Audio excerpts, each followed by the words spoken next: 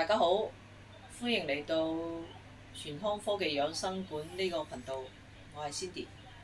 今日咧主要講下理療後的痛症反應，因為有啲客咧同我反映，咁佢做下部機咧又肚痛啦，個肚唔係幾舒服啊，周身痛啊之類咁啊嚇。咁我一開始嘅時候我已經同佢講噶啦，即係買咗我哋呢啲儀器之後咧，使用嘅時候，當你兩隻腳踏落去呢個儀器嘅時候，咁腳板底嗰度咧就已經接觸到我哋身體裏邊嘅好多器官噶啦，即係兩隻腳放落嗰部儀器嗰度，嗰個腳板底就已經接觸我哋好多器官。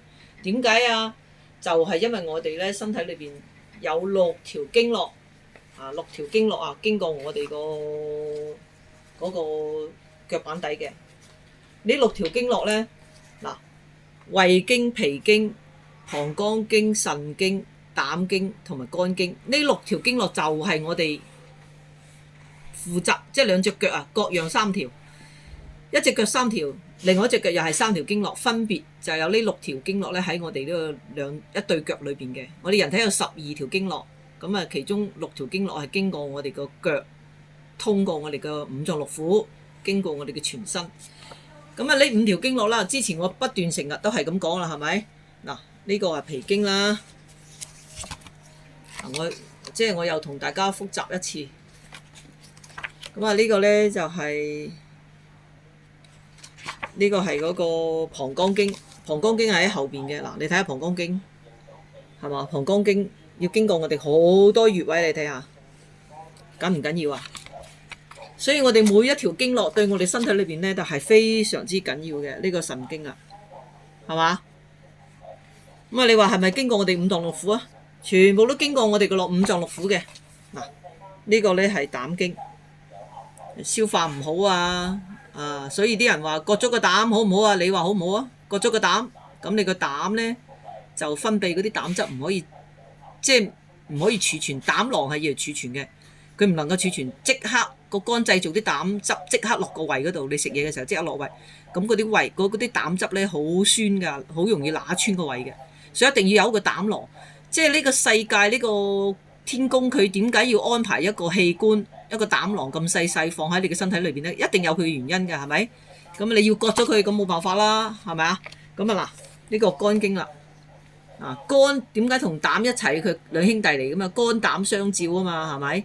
咁肝分泌嘅膽汁就俾個膽囊裝住，就係咁樣嘅。當你食嘢，你個胃一喐嘅時候，佢嗰啲膽囊就擠少少嘢，即係噴少少嘢落去個胃嗰度幫助消化，係咁樣啦。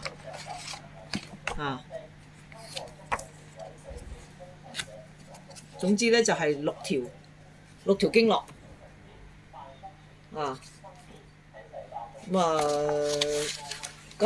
六條經絡咧都係喺經過我哋個腳板底喎，係嘛？頭先睇咗啦，經過我哋腳板底，同我哋啲五臟六腑咧就有聯繫嘅。咁所以點解我哋會踩完腳機之後，我哋會有咁多嘅，即係有啲人唔舒服有啲好多嘅症狀咧，就係咁樣嘅原因啦。佢同我哋五臟六腑咧相聯繫。咁我同啲客講，你哋咧要睇下呢本書仔得閒要睇下呢本書仔。有好多人嘅反應唔同，個個人嘅身體素質唔同，個個人嘅反應都唔同，所以你哋自己慢慢得閒咧。就睇下呢本書仔，因為每個人買一部儀器咧，都有一本呢啲書仔俾你哋睇㗎嚇。咁我都同你哋買嘅時候，我又同你講得好清楚。你哋有咩反應唔使擔心，全部係正常，而且講俾你聽係好事，因為你嗰度唔通，依家痛啦，痛即係佢想通咁準備通啦，佢就會痛嘅。通咗之後咧，即係痛咗，佢就好快會通。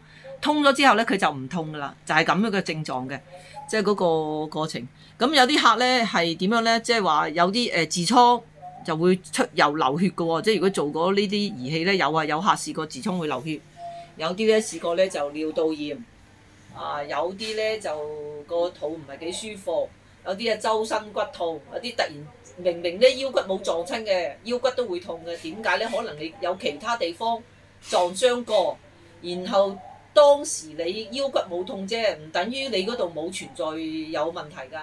所以咧，所有嘅問題，你所有喺你嘅身體裏邊通過踩腳機發生嘅所有痛症、炎症，都唔使驚，都係屬於正常嘅。大家咧放心啊，就繼續使用呢部機。你可以將個度數咧調低啲，調到1度，咁啊 OK 㗎啦。